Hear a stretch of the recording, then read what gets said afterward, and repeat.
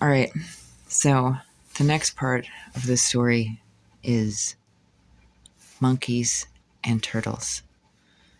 And basically, I remember that back then, when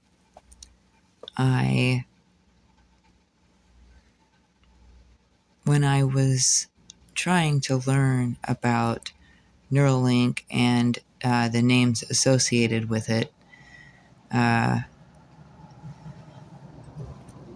I was reading about how monkeys were being mistreated.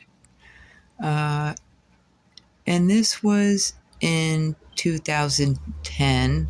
This would have been probably August, September, somewhere around there. August, September, October, something like that. In 2010, thereabouts, somewhere in there. And I guess that there had been like this team of employees, and they were instructed to Neuralink these poor little monkeys. And they were like talking about the detriment that was being done to the monkeys and how the monkeys were suffering. And they almost talked about Musk like he was that mad scientist off that movie Ferngully who was like, "Get me another animal.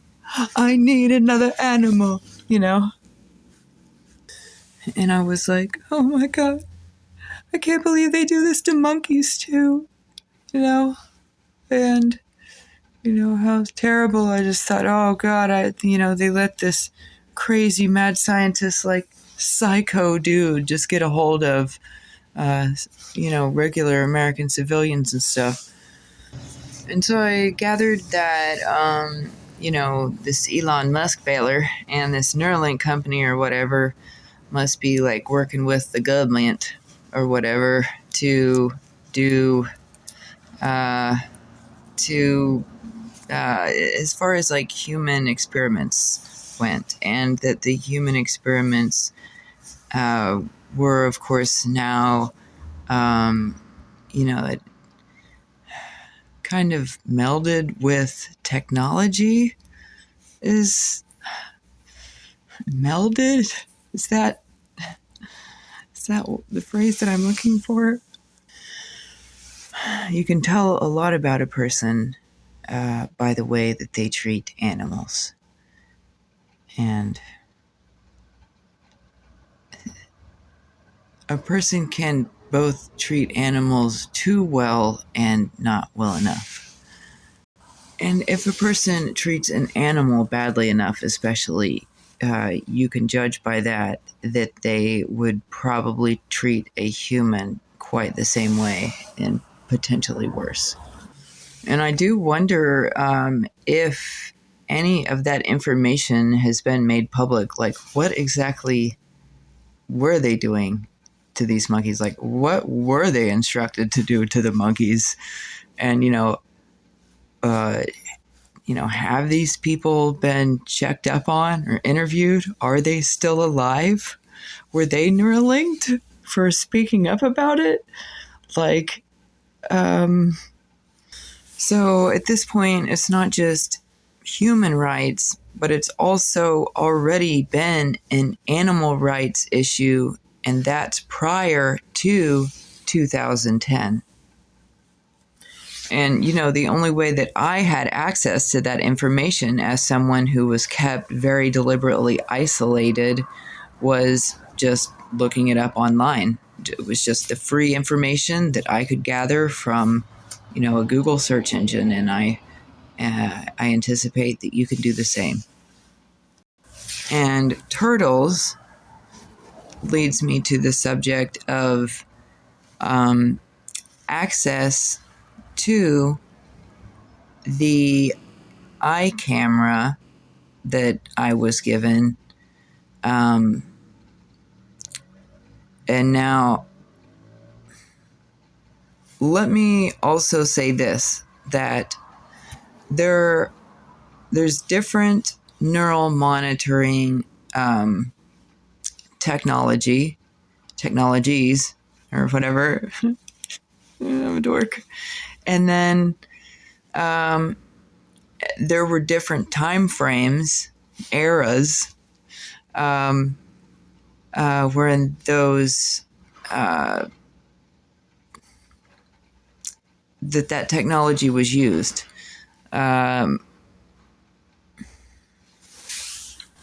So it could be that I had neural monitoring and video technology implanted or injected in some way or another, and was microchipped and all that before 2010, and that everything just upgraded in a way to that technology for a second, and then however many years later, it would upgrade into, or even around the time, it could have been something called that they're calling the AI kill shot, and that I'm not sure if that was given to me when I was a kid, or if that's something that's more recent. I'm 40 years old, so the people who are responsible for creating those things, anyways, access to my point of view, or to these eye cameras, was passed around or sold to different buyers. In addition to that, the minds in which this technology was implanted and injected were now able to be hacked, making it to where people could hack the mind and the eye of someone in another country. And then something else began to happen, or had been happening in my situation the entire time, which was a targeting issue. But after having the eye implant and having, around the range of time that I think that they would have given me an eye camera, or at least a better one, or one to begin with anyways, whatever.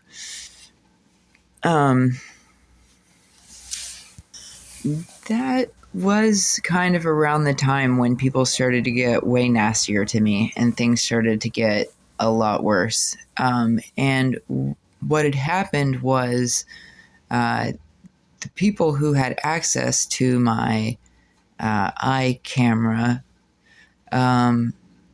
they were actually sending others to do things to me and around me. And through this Neuralink device, they were able to, in some ways, like read thoughts. And what I'm told, how I'm told that they're doing it, like I'm told that they can see a person's internal dialogue written like as it would be on a screen. Now, somehow, this AI kill shot stuff that they're talking about, it turns people into a human battery, is what they call it. And I'll have to make a separate video about that entirely, but I'm incorporating it into this one at this point because I want for people to grasp the concept of